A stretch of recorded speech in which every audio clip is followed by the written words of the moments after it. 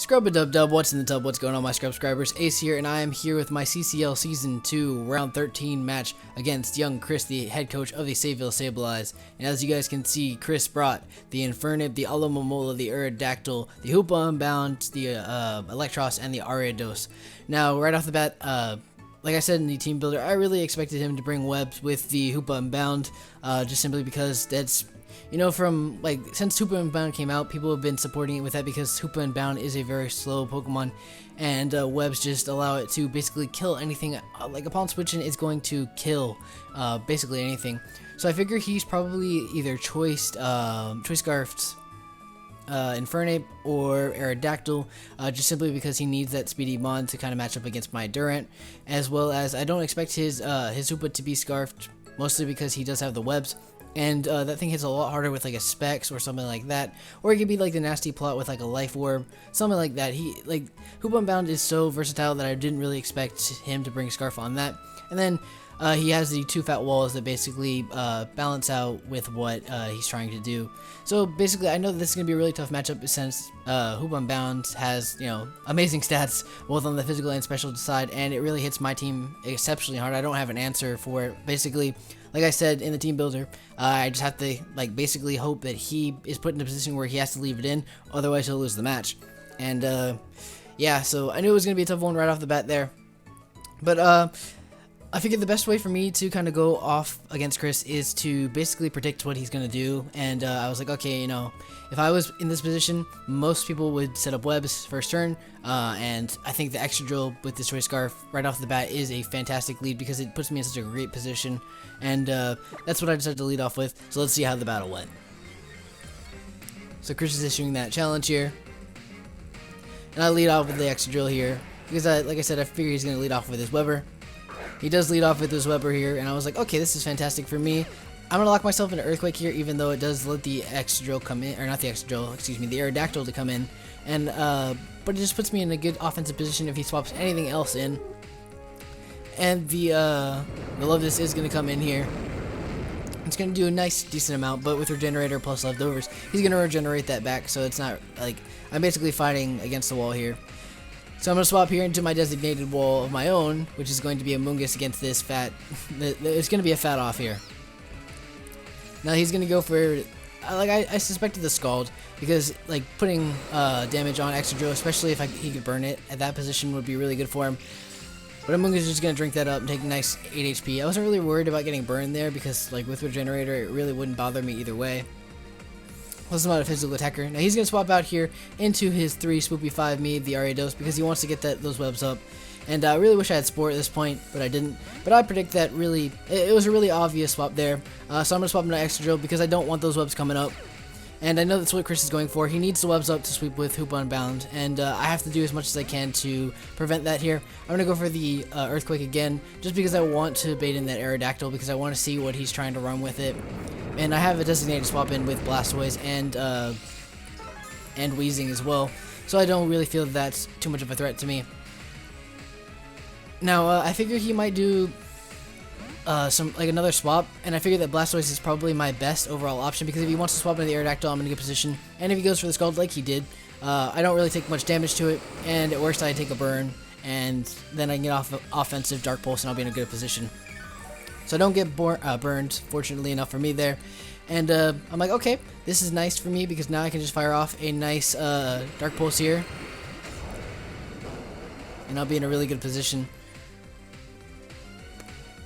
I go for the Dark Pulse here. Blop. And does a nice amount of damage, but Alomomola is so freaking fat. And like an Alomomola does, it's toxic here, and I figured he might Wish again. But then I looked at his level of HP, and I was like, I don't think he'll Wish here, because there's nothing for him to swap into. He might Protect, but what I'm gonna go for here is the Water Pulse, because I figure he probably will swap out, try and get that Regenerator up, just because that's how I figured Chris would play it. And he swaps into his Electros here. He's gonna take a nice bit of Water Pulse damage here, and luckily this thing isn't Regenerator, so that damage is gonna stay. Now I figure he's probably going to go for the Thunderbolt here or something crazy, so I just swap out here because Amoonguss walls the crap out of both this and the Alomomola, so I'm in a really good position. So he's going to go for the Grass Knot here, which I thought was interesting because Thunderbolt hits it just as hard, or it hits Blastoise harder than Grass Knot does, but either way. Now I went for the Sludge Bomb here because I wanted to see if he'd stay in there and like go for a Flamethrower or something, but he goes into a 3v5 me. And I wanted to predict that, but I didn't want to swap into a Flamethrower with my Extra Drill there. So I bring an Extra Drill now because I figure he's going to bring this thing in, or he's going to go for the webs straight off. So I have to get this spin off and Twist Scarf myself into the Rapid Spin. And I'm hoping that Chris gets scared here as I'm going to go for this Rapid Spin. He's going to go for the Sucker Punch because obviously I outspeed because I'm, well, I normally outspeed, I think. And he probably figures I'm Scarfed.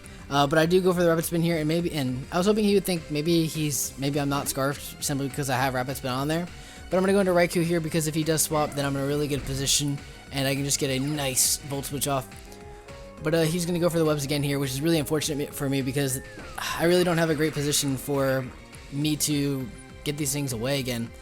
Because now the only thing that I will outspeed after the webs is the Alomomola. Because, well, maybe the Electros as well. But like, yeah, no, with the Choice Scarf I will. So basically he's two walls, but Alomomola and Electros both have moves that can kill me with Flamethrower and Scald. So I'm not really I'm not feeling good about that. So I go into Blastoise here because I figure he's probably going to bring in something to kind of counteract me. Now he goes into BDSM here. Now I figured he was Specs here, and I didn't think that he would want to lock himself into Thunderbolt there because I figured, you know, that's a really bad play. If I go into Extra Drill, then I get the webs off, and you're stuck with Thunderbolt there. I figured he'd go for the Hyperspace Hole or something that wouldn't kill me at that percentage, but he actually goes for the Thunderbolt there, and I was like, okay, that was an interesting play. I guess it ended up working out for him. Maybe he predicted my prediction or something like that, but I didn't really think that was the optimal play there. Now I'm going to go for the Volt Switch here. Or no, I'm going to go for the Thunderbolt because I just wanted to kill the Hoopa Unbound. Yeah, that's right. And I didn't really care if this thing came in, just simply because I figured it would kill with 2-hit KO, but he's actually Assault Vest from that damage, so I was like, damn, this thing is fat as hell. Now I bring in this because I figured he was going to swap again, just like he did the last time. But he actually decides to stay in there, as you can see, and he Flamethrowers, and I was like, damn. That's exactly why I didn't swap in the last time. But either way. So Extra Drill goes down there, and I'm like, crap, now I don't have a spinner anymore, and now basically I have to win this with Durant. Basically I need him to be not Scarf Hoopa, and that's the only way I think I can win because I have to basically whittle down his mons to the position where it's going to be most likely Aerodactyl and Hoopa versus Durant, because those two basically can't kill me like in the endgame position unless they have moves specifically designated for me, like HP Fire or something like that. Because Hoopa Unbound can hit me with like a Hyperspace Hole or a Thunderbolt, but I'm in a really good position there. But I'm just taking Sludge Bomb versus Flamethrower damage here, and I'm not really worried, just simply because I do have the Regenerator on this Amoonguss. So at any point I swap out, I'm going to be coming back in with right around 60% HP.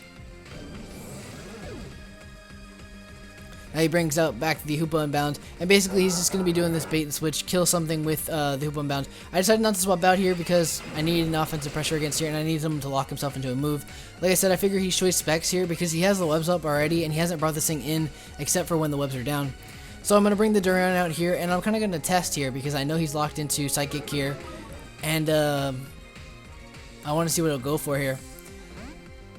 So I'm going to lock myself into Superpower here just simply because I know that the Infernape is his best swap in, and this is going to do the most amount of damage against this thing. And that does hell amount of damage. I was like, yes, perfecto. I predicted that swap exponentially. I was hoping he didn't go into the Alomomola because that would have ate it up. But I figured he might have thought like I'd go for a Thunder Fang or something. He goes for the Flare Blitz here, which is actually going to take him out to Recoil, and Weezing is going to eat it up pretty nicely, so I'm going to be in a really good position there. But I'm still I still am in a really bad position just simply because these webs are going to be locking me into a really bad position here. But like I said, he's playing kind of the bait and switch where he can just swap out, and because Hoopa Unbound is so good with the webs here, there's nothing I can do a lot of this time. I basically have to force him to lock himself into a position where he can't kill all of my mons. But I bring out Durant here, and I'm hoping here. Okay, I was like, okay, you know, if I outspeed here, then maybe I win here, but he swaps out again, and I'm like, okay, he's got to be Specs. There's no reason for him to keep doing that. I'm going to go for the Iron Head here, because it is my, it's going to kill anything that comes in, other than the Omolomola. But the Omolomola is really not a great answer to most of my team here. Now I can bring in the Raikou here, on this Scald, most likely, and I believe he has, what, the Omolomola, the Aerodactyl, and the Hoopa Unbound left. So this puts me in a really good position because I can Volt Switch out on this thing, and I was like, if he doesn't swap here, then I'm in a really good position. He just decides to Scald here, and I was like, that's fantastic. Because even if I get burned regardless here, I can just Volt Switch out, and Aerodactyl can't kill me with any flying moves from this percentage because I'm way too high. So what I can do here is just Volt Switch out and then hope that my Durant is faster than his Hoopa Unbound, because if my Durant is faster than his Hoopa Unbound, I'll be in a really good position. Chris decides to protect here because it's a smart play just to get off the damage here. He's going to get a nice leftover recovery. But regardless of what he wants to do here, something's taken of Choice Specs Volt Switch, and Aerodactyl drops to that. I think Hoopa Unbound takes at least 70% of that. Just it has really good, it has like amazing stats on both sides. So either way, everything's dying except for the Hoopa Unbound to this. But this allows me just to bring out my Durant here, and if I do outspeed the Hoopa Unbound here, then I win the game because I can just double Iron Head here. And if he's Choice Scarfed Arrow, then he has to lock himself into a move that will kill Durant and not Aerodactyl, or not Raikou, because like an HP Fire wouldn't take me out from there, and I'd be in a really good position. But he actually is Scarfed Hoopa, which I was like, oh, well that kind of sucks, because now I lose because he's Scarfed Hoopa, because I have nothing that can outspeed Scarfed Hoopa after Webs, which was smart of him to run. But like I said, I thought the Specs would be a better option here. Now at this percentage, I know that I'm not going to die to an HP Fire, so I lock myself into Thunderbolt here. And it's going to do like 70%, but like you see that Hoopa Unbound just has the amazing defenses there. Like he has amazing stats on everything, I think, except for speed. But that's why he Choice Scarfed it and brought the Sticky Webs there. So that's going to be my demise there. I just had nothing to kind of answer for Hoopa Unbound there. It was just sack and swap with Webs. And there's nothing really I could do about that. You know, I played my heart out there. Yeah. There were some plays that Chris made that felt a little odd to me, like locking himself into Thunderbolt when I could swap in my Excadrill and get the Webs off, and then I think I would have won there, just simply because Scarfed Excadrill outspeeds everything. Chris actually let me know that his Aerodactyl was Scarfed as well with Flamethrower. But in that end game position, so say if I had the Webs gone there, and Alomomola went down to that Volt Switch, and the Webs weren't up, I outsped the Hoopa Unbound, and Iron Head, he couldn't swap in the Aerodactyl. He could Flamethrower with the Aerodactyl and kill Durant. A Flamethrower for that percentage wasn't killing Raikou, and I would just Thunderbolt and win there. But, you know, it was just a really, you know, it was a tough matchup for me, specifically, and Chris played it, you know, exactly how he needed to play it. He played it very systematically. He knew that Webs plus Hoopa Unbound basically put me in a really hard position because my team doesn't have a great matchup against it, and Hoopa Unbound has, you know, monster stats on every side. You saw how well it took a Choice Specs Thunderbolt from a Raikou. So realistically, there was not much I could do once the Webs came down and I lost my Excadrill, and I felt really bad about it. But, you know, I have no problems losing to Chris. Chris is, you know, a very good battler, and I respect him highly. So, you know, that's an unfortunate loss, and he's climbing up a little bit. But I'm still in the running for the playoffs there, and next time if I face Chris in the playoffs, I'm not losing to that again. I guarantee you I'm not losing to that again. I know the way he's going to play it now, and I'm not losing to that again. And I'm gonna win the next time. But either way, make sure to follow Chris and everything down in the description, because he's in the CCL description and everything, along with everybody else that you probably should follow as well, because at this point, I think there's only 1 or 2 slots that are basically just in range of like being guaranteed, and every other spot is basically up for grabs with the last couple of matches coming up. So you guys should definitely watch everybody's matches and keep up to date on it, and follow the CCL on Twitter and everything, which is down in the description, like I said, because you want to keep up for the playoffs and know who's in, know who's out, just so you know like who you need to root for. But I would root for the Alabasta Arcanines, because I'm gonna be doing some counter plotting for those people. But don't worry. Either way, I'm gonna get out of here. See you guys next time. Bye bye.